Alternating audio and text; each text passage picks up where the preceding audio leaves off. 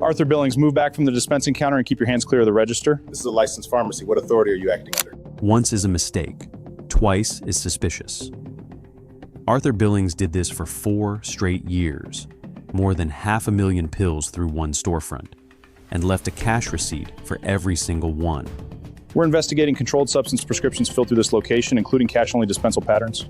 We dispense prescriptions presented by patients. Payment method does not make a prescription unlawful. He would not get the chance to explain himself.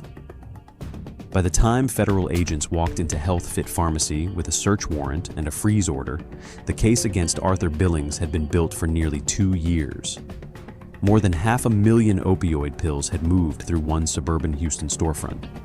Hydrocodone, oxycodone, filled in exchange for hundreds of dollars in cash per prescription, written under stolen doctors' names, dispensed to people sent in by drug traffickers. The price would be 12 years in federal prison and a $2.6 million forfeiture. Quick question before we go any further. What would actually make you suspicious of a pharmacy? A long wait at the counter? A pharmacist who seemed distracted? Or would the words "cash only" on a hand-lettered sign above the register make you turn around and walk back out? Drop your answer in the comments. And if you are not subscribed yet, hit the button. We cover cases like this every single week, and these stories do not get the coverage they deserve anywhere else. Arthur Reginald Billings was born in 1964 in Beaumont, Texas, the youngest of 3 children in a working-class black family that had moved up from the Louisiana side of the state line 2 generations earlier. His father, Reginald Billings, owned a small independent drugstore on Calder Avenue that served the surrounding neighborhood for over 30 years. His mother, Loretta, worked the front register and kept the books. From the age of 10, Arthur was at his father's side every afternoon after school, restocking the front counter candy display, pricing aspirin bottles with a handheld label gun, and learning to read the names on prescription slips before he understood what most of them were for. He attended Forest Park High School, played second base on a junior varsity baseball team that finished a losing season, and graduated in 1982 with grades good enough to get him into Prairie View A&M on a partial scholarship. He transferred 2 years later to the University of Houston, where he completed his Bachelor of Science in Pharmacy in 1988.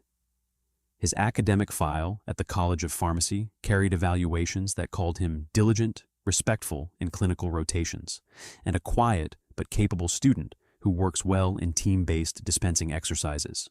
He passed the Texas Pharmacy Licensure exam on the first attempt in March of 1989 and was issued license number 27114 by the Texas State Board of Pharmacy that same spring. His first full-time job was at an Eckerd drugstore on Bissonnet in southwest Houston, where he worked the evening shift from 3 in the afternoon to 11 at night for the better part of 6 years. He married Carla Whitford, a registered nurse, in 1991 at a small ceremony in Beaumont. Their son Marcus was born in 1993. Their daughter Janine was born in 1995. By 1996, Arthur had been promoted to pharmacist in charge at the Eckerd location, and his starting salary of $42,000 had climbed to $68,000. In 1999, his father died of a stroke. Reginald Billings had run the Calder Avenue drugstore for 31 years, and the family sold the building to a chain operator within 6 months. Arthur used a portion of his inheritance, combined with a small business administration loan and a second mortgage on the family home in Missouri City, to open his own independent pharmacy in a strip mall on Belfort Avenue in southwest Houston in the spring of 2001. He called it Health Fit Pharmacy. The name was his wife's idea. To understand what Health Fit Pharmacy eventually became, you have to understand what a community retail pharmacy is supposed to be. In Texas, as in every other state, a pharmacy is the final regulated checkpoint in a controlled substance supply chain that begins with a manufacturer like Mallinckrodt or Purdue, passes through a licensed wholesaler such as Cardinal Health or McKesson, and ends with a single technician at a counter putting pills into an amber bottle for a patient. At every step, there is paperwork.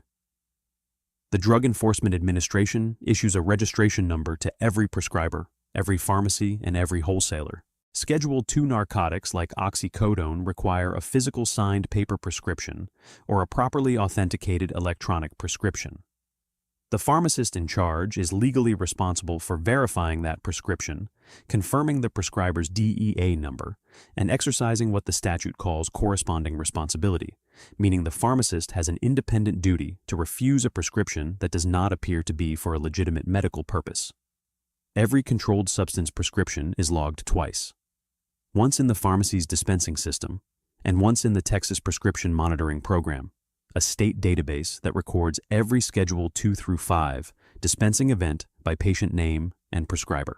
A single pharmacy filling unusually high volumes of oxycodone, or filling for patients who live 200 miles away, or filling scripts from a single physician who never seems to write anything other than the same combination of pills, is supposed to show up as a statistical anomaly. The DEA receives quarterly reports. The state board conducts audits. Wholesalers are required by law to monitor and report suspicious orders. The system is built on the assumption that the pharmacist behind the counter is the last and most important line of defense. The whole structure of the law rests on that one person doing their job. The whole structure assumes that a licensed pharmacist will not, under any circumstances, knowingly dispense controlled substances to people who are not patients on prescriptions that were never written by the doctors whose names appear on them. The assumption is the vulnerability. There is no camera over the pharmacist's shoulder, no supervisor on duty in an independent shop. There is only the pharmacist, the bottle, and the cash register. For the first 9 years, Health Fit Pharmacy was an ordinary neighborhood store. Arthur filled prescriptions for the diabetes patients who lived in the surrounding apartment complexes. He delivered medication to elderly customers who could not drive. He sponsored a little league team called the Health Fit Hawks. His wife brought a tray of homemade peach cobbler to the storefront every Christmas for the regulars. By 2010, the store was clearing about $96,000 in profit a year, which was enough to keep 2 children in private school and a mortgage current, but not enough to make anyone rich. In the summer of 2010, a man named Reginald Marquette walked into Health Fit Pharmacy with a paper prescription for 120 oxycodone 30 milligram tablets written in the name of a Dr. Anthony Vargas from a clinic in Pasadena, Texas. Marquette paid $480 in cash. He came back the following week with another script for the same patient, this time signed by a Dr. Sandra Chen from a clinic in Sugar Land. Same patient address on the prescription, different doctor. Arthur filled it. He filled the next one too, and the next. What Arthur did not know at the time, but came to understand within a few months, was that Reginald Marquette did not work for any clinic. He worked for a Houston narcotics distribution network operating across Harris and Fort Bend counties, and the scripts he was bringing in had been generated by other members of the network using stolen physician credentials. The doctors named on the prescriptions were real. Their DEA numbers were real. The prescription pads were forged or printed from templates pulled out of stolen patient charts. The patient names on the bottles, in many cases, were also real, lifted from the same stolen medical files. By the end of 2011, the cash drawer at Health Fit Pharmacy was clearing more in a week than the rest of the store cleared in a month. Marquette was sending 5 and sometimes 10 different patients per day. Each of them paid in cash. Each of them walked out with a bottle that the network would resell on the street for 3 to 4 times what they had paid Arthur to fill it. A 30 milligram oxycodone tablet that wholesale cost the pharmacy under $1 was being dispensed to traffickers for roughly $4 and resold in Houston, Baton Rouge, or New Orleans for $15 to $20. Arthur added a second pharmacist to the payroll in early 2012. Her name was Deanna Winfield Gates, a 38-year-old Texas Southern University graduate who had been working at a chain pharmacy in Pearland and was tired of the corporate hours. She knew within 2 weeks what HealthFit was actually doing. She stayed anyway. Her salary went from $84,000 a year to $140,000 within the first 6 months. A second hire followed, a younger pharmacist named Jeremy Branch who took weekend shifts. A third, Frank Cooper, came on board the following year to handle the back counter, dispensing on Tuesdays and Thursdays. All three would later plead guilty. The signs of the operation were everywhere if anyone had been looking. The wholesale orders from Cardinal Health showed Health Fit Pharmacy ordering enough oxycodone 30 milligram tablets every month to medicate a town of 15,000 people. The store had perhaps 400 regular non-controlled substance customers on its books. The Texas Prescription Monitoring Program showed that more than 70% of the Schedule II prescriptions filled at the storefront were written by 10 physicians, none of whom had offices within 50 miles of the pharmacy, and 6 of whom would later confirm that they had never written a single script that bore their name. He bought a new house in Sienna Plantation in 2013, paying $612,000 and putting $200,000 down in cash. He bought a 2014 Mercedes S-Class for his wife. He paid off his son's tuition at Texas A&M in 2 lump-sum cashier's checks. He took the family to Cabo San Lucas for a week in the summer of 2014 and to Aruba the following winter. The IRS would later document approximately $3.1 million in unexplained income, passing through accounts in his name and his wife's name between 2011 and 2018. He had a system for the cash.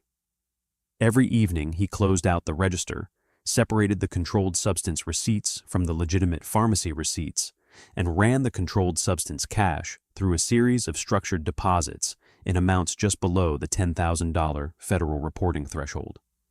He spread the deposits across 4 banks. He kept paper logs of which patients had come in on which days.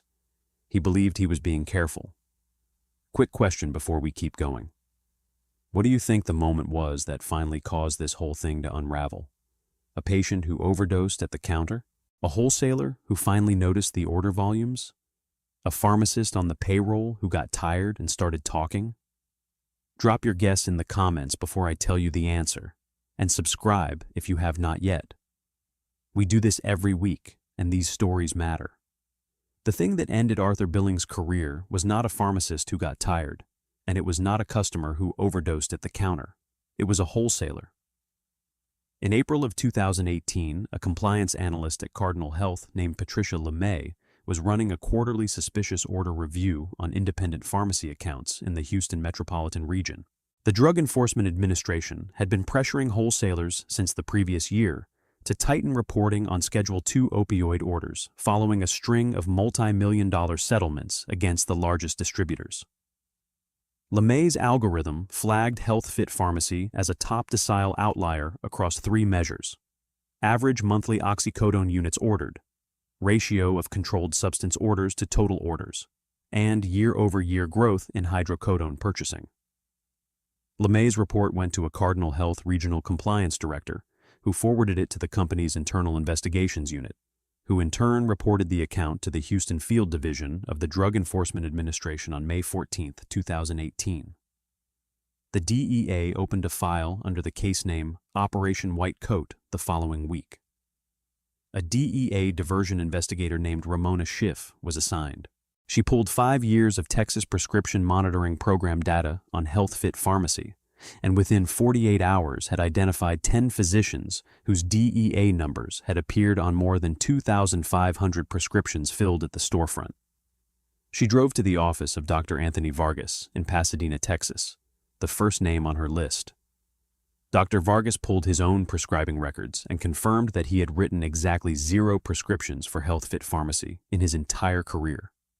He had no patient on his roster matching any of the names on the bottles. She drove to the next physician, then the next. By the end of June, 8 of the 10 doctors had provided sworn statements that the prescriptions written under their names were fraudulent. 2 of the remaining doctors had retired, and 2 more had died. But in each case, patient records were available to confirm that the prescriptions had never been issued. The investigation was no longer a paper trail. It was now a federal case. By the time Special Agent Schiff sat down at her desk in late July of 2018 to draft the affidavit for what would eventually become a sealed federal indictment, the case against Arthur Billings was already documented in 3 separate evidence streams. The first stream was wholesale records. Subpoenas to Cardinal Health, McKesson, and AmerisourceBergen produced a 5-year picture of every controlled substance HealthFit Pharmacy had ever ordered. The data showed HealthFit had purchased more than 640,000 units of oxycodone and more than 310,000 units of hydrocodone between 2014 and 2018. Investigators cross-referenced those orders against the pharmacy's own dispensing logs, which had been seized under a separate warrant, and confirmed that the controlled substance inventory was leaving the building. It was being dispensed. It was going somewhere. The second stream was the Texas Prescription Monitoring Program. Every controlled substance prescription filled at HealthFit had been entered into the state database, as required by law. Investigators isolated the prescriptions tied to the 10 physicians whose identities had been used and built a list of patient names from the fraudulent scripts. There were 1,473 unique patient names. Federal agents began the labor-intensive work of trying to track them down. Most were unreachable. Many of the names turned out to be lifted from publicly available obituaries or stolen patient records. Some did exist, and a handful agreed to cooperate. 2 of the cooperators were Reginald Marquette and a woman named Latasha Bell, who had each been paid to act as straw patients dozens of times. The third stream was financial. The IRS Criminal Investigation Division traced approximately $3.1 million in unexplained income, structured cash deposits across 4 different banks in amounts that ranged from $4,600 to $9,700. They documented the cash purchases of the Sienna Plantation home, the Mercedes, 2 boats, a vacation property on the Texas coast, and tuition payments for both children. They documented the false statements Arthur had made on a federal disability benefits application filed in 2017 for his wife, claiming her household income at a fraction of what was actually flowing in. The smoking gun, the piece of evidence that would make every other piece line up, was the cash-only counter itself. When DEA agents entered HealthFit Pharmacy on the morning of August 23, 2021, executing a federal search warrant signed the night before, they found a hand-lettered cardboard sign taped above the register reading, "Cash only for pain management." They found a locked metal cash box under the counter containing $18,600 in $20 and $50 bills. They found a spiral notebook on the back office desk in which Arthur had written initials and dollar amounts beside the dates of every cash transaction. They found 3 years of prescriptions matching the names on the stolen physician list, all signed in different handwriting, all carrying the same forged DEA numbers. They found Reginald Marquette's name and phone number on a slip of paper inside Arthur's wallet. Investigators also found text messages on Deanna Winfield Gates's phone exchanged with Arthur over the course of more than 4 years. Deanna, March 11, 2017. Reggie sending 3 today. You want me to handle or wait for you? Arthur, handle the first 2. Hold the third until I'm back. Don't ring it through the system until I look at it. Deanna, October 8, 2017. The Vargas scripts are running out. We need new names. Arthur, tell Reggie to send the Chen sheet next week. Deanna, April 22, 2018. Did you see the Cardinal email? They're asking about volumes. Arthur, I'll handle it. Don't say anything to anyone. We slow down for 60 days and let it pass. There would be 84 messages of similar character recovered from her phone alone. Together, they read like a 4-year operational log of a wholesale narcotics outlet running out of a licensed retail pharmacy. The agents came at 6:45 in the morning on August 23, 2021. 2 unmarked sedans and a DEA van pulled into the strip mall parking lot on Belfort Avenue 20 minutes before HealthFit Pharmacy was scheduled to open. Arthur Billings was already inside. He had arrived at 6:15, as he did every weekday morning, to start the coffee maker and review the overnight prescription drop-offs.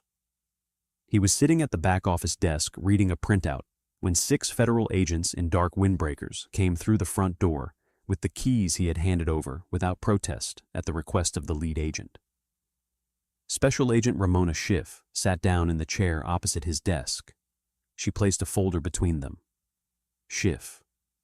Mr. Billings, We have a federal search warrant for these premises and a list of people we'd like to talk to you about. Reginald Marquette, Dr. Anthony Vargas, Dr. Sandra Chen, Deanna Winfield Gates. Billings, I want to call my lawyer. Schiff, you're entitled to do that. Before you do, I'd like to make sure you understand what we're holding. We have wholesale records, dispensing logs, the text messages, and witness statements from 2 of the people who were buying scripts from you. We've been on this for 3 years. Billings, I'd like to call my lawyer. Schiff, are you going to tell me that you didn't know what was happening in this store, Mr. Billings? He looked down at the desk. His hands stayed flat on the surface. He did not move them. Billings, I'm not going to say anything until my lawyer is here. Those were the last words he spoke to a federal agent for the next 11 months.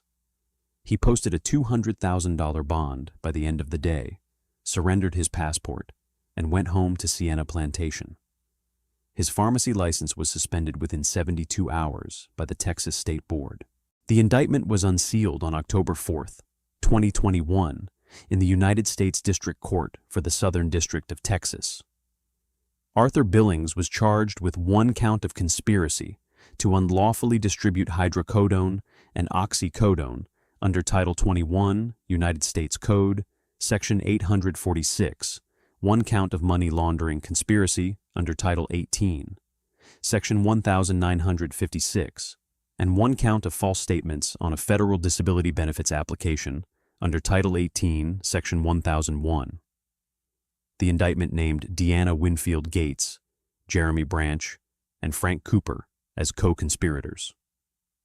His lead defense attorney was a former federal prosecutor out of the Houston office named Vivian Halsey, who had built a successful practice representing healthcare professionals. Halsey's initial strategy was a corresponding responsibility defense, arguing that Arthur had relied in good faith on the prescriptions presented to him and could not have known that the doctors named were not the actual prescribers. The strategy collapsed within weeks of the discovery production. The text messages with Winfield Gates were not survivable. The cash deposit pattern was not survivable. The notebook with Reginald Marquette's initials was not survivable. On August 26, 2022, Arthur Billings entered a plea of guilty before United States District Judge Hilda Tagle. He pleaded to conspiracy to unlawfully distribute hydrocodone and oxycodone, and to false statements on a disability benefits application. The money laundering count was dropped in exchange for a stipulated forfeiture of $2.6 million in assets, including the Sienna Plantation House, the Mercedes, the boats, the coastal property, and the contents of the 4 bank accounts where the structured deposits had landed. Sentencing was delayed for nearly 3 years while the government pursued related charges against Reginald Marquette and his Houston distribution network. The delay allowed Billings to remain free on bond while the case against the broader conspiracy was built.